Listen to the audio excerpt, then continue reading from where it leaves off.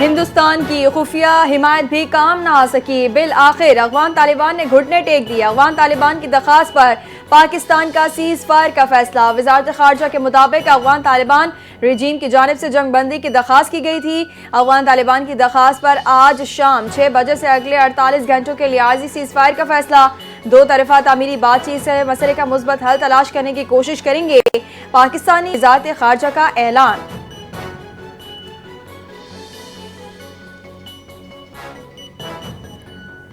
صدر مملکت آصف علی زرداری سے فیلڈ مارشل سید عاصم منیر کی ایوان صدر میں ملاقات میں ملک کی سلامتی افغانستان کی صورتحال پر تفصیلی تبادلہ خیال کیا گیا۔ فیلڈ مارشل سید عاصم منیر کی صدر مملکت کو سیکیورٹی صورتحال افغانستان کی سرحد پر جاری کارروائیوں کے حوالے سے بریفنگ۔ فیلڈ مارشل نے افغان جارحیت کے خلاف مسلح افواج کی جوابی کارروائیوں پر بھی صدر مملکت کو آگاہ کیا۔ صدر مملکت آصف زرداری کا مسلح افواج کی تیاریوں، پیشہ ورانہ صلاحیتوں اور دفاعی اقدامات پر مکمل اطمینان کا اظہار۔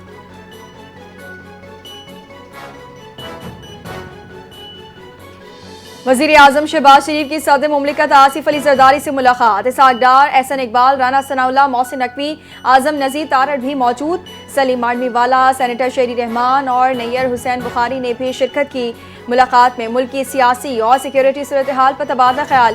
وزیر اعظم نے صدر مملکت کو دورہ مصر اور ملیشیا کے بارے میں آگاہ کیا۔ قومی اہمیت کے معاملات پر سیاسی مشاورت جاری رکھنے پر اتفاق بھی کیا گیا۔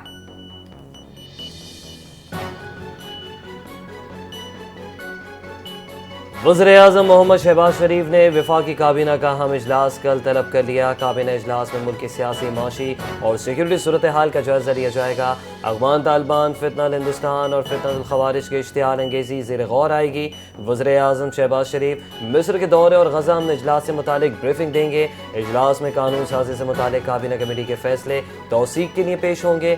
غزہ امن سربراہی اجلاس میں پاکستان کے مؤثر کردار پر کابینہ کو آگاہ کیا جائے گا۔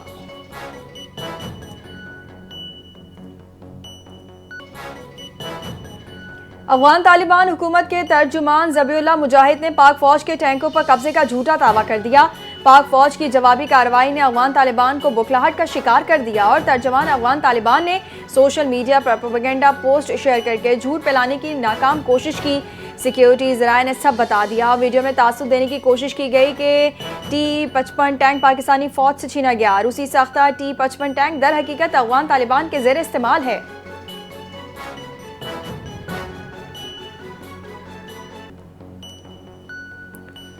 FIA کمپوزٹ سرکل گوادر کی بڑی کارروائی، 13 ملزمان گرفتار افراد میں افغان شہری بھی شامل۔ ایران جانے کی کوشش ناکام، ملزمان کا تعلق پنجاب، سندھ، خیبر پختونخوا کے مختلف اضلاع سے ہے۔ ملزمان ایران کے راستے دیگر ممالک جانا چاہتے تھے۔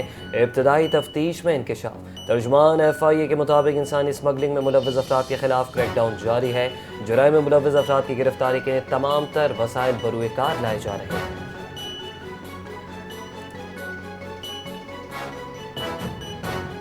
بھارتی گھمنڈ اور اشتعال انگیز بیانات سے جنوبی ایشیا میں امن کو سنگین نتائج کا سامنا کرنا پڑ سکتا ہے۔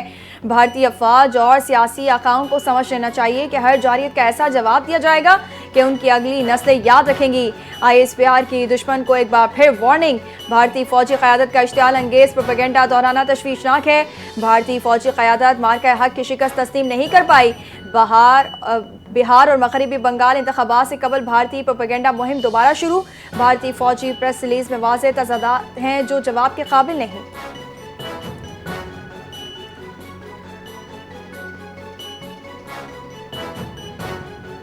وزیر داخلہ محسن نقوی اور وزیر مملکت طلال چودھری کی شہید لیفٹیننٹ کرنل جنید کے گھر آمد، شہید کی والدہ بچوں سے ملاقات کی، اظہار تعزیت کیا۔ محسن نقوی نے کہا، آپ جیسے باہمت ماں کا حوصلہ دیکھ کر ہمارا حوصلہ بڑھا۔ شہداء کا خون وطن کے تحفظ کی ضمانت ہے۔ شہید جنید کی والدہ کا کہنا ہے، میرے بیٹے نے پرچم بلند کیا، دونوں پوتے بھی فوج میں جائیں گے۔ وزیر مملکت طلال چودھری نے کہا، قوم اپنے ہیروز کی قربانی کو کبھی نہیں بھولے گی، پوری قوم شہداء کی قربانیوں کی مکروز ہے۔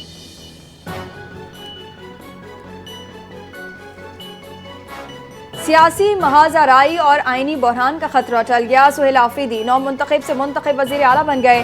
گورنر KP فیصل کریم کنڈی نے نو منتخب وزیر اعلیٰ سے حلف لیا۔ گورنر ہاؤس میں حلف برداری تقریب میں اراکین صوبائی اسمبلی اور سیاسی رہنماؤں کی شرکت۔ گورنر کے اعتراض پر علی امین گنڈا پور نے 2 بار تحریری استعفیٰ دیا تھا۔ پی ٹی آئی کی درخواست پر پشاور ہائی کورٹ نے کل فیصلہ سنایا. گورنر کے پی کو نومنتخب وزیر اعلیٰ سے حلف لینے کا حکم دیا گیا. اگر گورنر حلف نہ لیتے تو اسپیکر خیبر پختونخوا اسمبلی نومنتخب وزیر اعلیٰ سے حلف لیتے.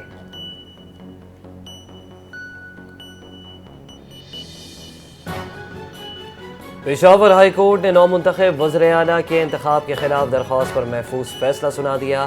نومنتخب وزیر اعلیٰ کے انتخاب کے عمل کے خلاف درخواست خارج. جسٹس ارشد علی جسٹس وقار احمد کی عدالت نے فیصلہ محفوظ سنایا اور جے یو آئی فے نے نومنتخب وزیر اعلیٰ کے انتخاب کے عمل کو چیلنج کیا تھا. وزیر اعلیٰ کے انتخاب کے خلاف درخواست جے یو آئی فے کے رہنما مولانا لطف الرحمان نے دائر کی تھی.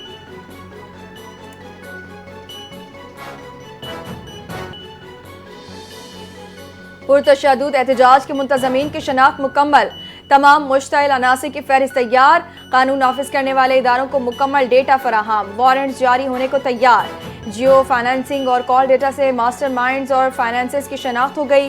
املاک جلانے والوں کی ویڈیوز اور چہرے فیشل ریکگنیشن سے شناخت. بڑے شہروں میں کریک ڈاؤن کی تیاری مکمل. کسی بھی وقت چھاپے متوقع ہیں. شرپسندوں کے خلاف زیرو ٹالرنس پالیسی. قانون کے مطابق سخت کارروائی ہوگی.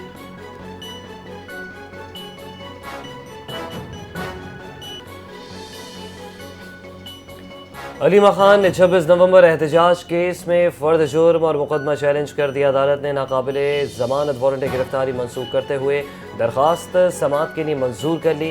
علیمہ خان نے اپنے موقف میں کہا صرف پیغام پہنچانے پر دہشت گردی کے دفاع 780 لاگو نہیں ہو سکتی. آئین بولنے کی اجازت دیتا ہے. اگر یہ جرم ہے تو میڈیا بھی شریک جرم ہے. عدالت کا سرکار اور پروسیکیوٹر کو نوٹس. تمام ملزمان پر فرد جرم کی کارروائی مؤخر کر دی گئی. علیمہ خان نے عدالت کے دائرہ اختیار کو بھی چیلنج کر دیا.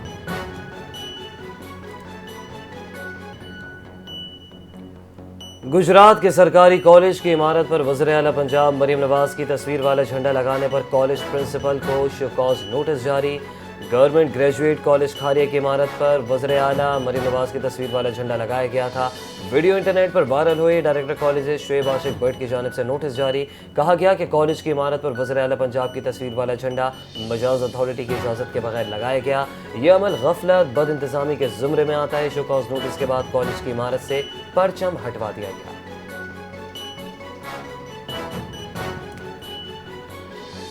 کراچی کینٹ اسٹیشن پر کھڑی ایک کیفے بوگی میں اچانک آگ بھڑک اٹھی. فائر بریگیڈ کی بروقت کارروائی نے بڑی تباہی سے بچا لیا. آگ پر مکمل قابو پا لیا گیا. خوش قسمتی سے کسی قسم کا جانی نقصان نہیں ہوا. پاکستان ریلوے کے ڈویژنل سپرنٹینڈنٹ کراچی نے واقعے کی فوری انکوائری کا حکم دیتے ہوئے افسران نامزد کر دیے ہیں تاکہ آگ لگنے کی وجوہات معلوم کی جا سکیں. ابتدائی معلومات کے مطابق مذکورہ کیفے بوگیاں کافی عرصے سے خالی کھڑی تھیں اور نیلامی کے عمل کی منتظر تھیں. پاکستان ریلوے انتظامیہ کا کہنا ہے کہ انکوائری رپورٹ کی روشنی میں مستقبل میں ایسے واقعات سے بچاؤ کے لیے مزید حفاظتی اقدامات کیے جائیں گے.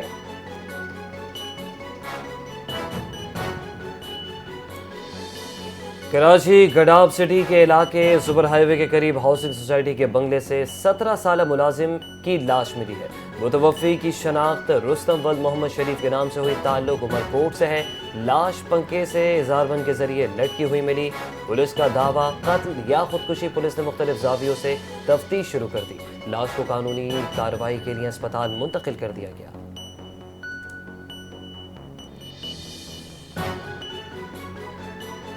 آئی سی سی نے نئی رینکنگ جاری کر دی. آئی سی سی کی جاری کی گئی تازہ رینکنگ کے مطابق ون ڈے بالرز میں پہلا نمبر افغانستان کے راشد خان کا ہے. جنوبی افریقہ کے کیشف مہاراج دوسرے نمبر پر چلے گئے. ٹاپ 10 بالرز کی فہرست سے گرین شرٹ والے غائب. فاسٹ بالر شاہین شاہ افریدی کی 15ویں پوزیشن. حارث رؤوف ایک درجہ تنزلی کے بعد 29ویں نمبر پر چلے گئے.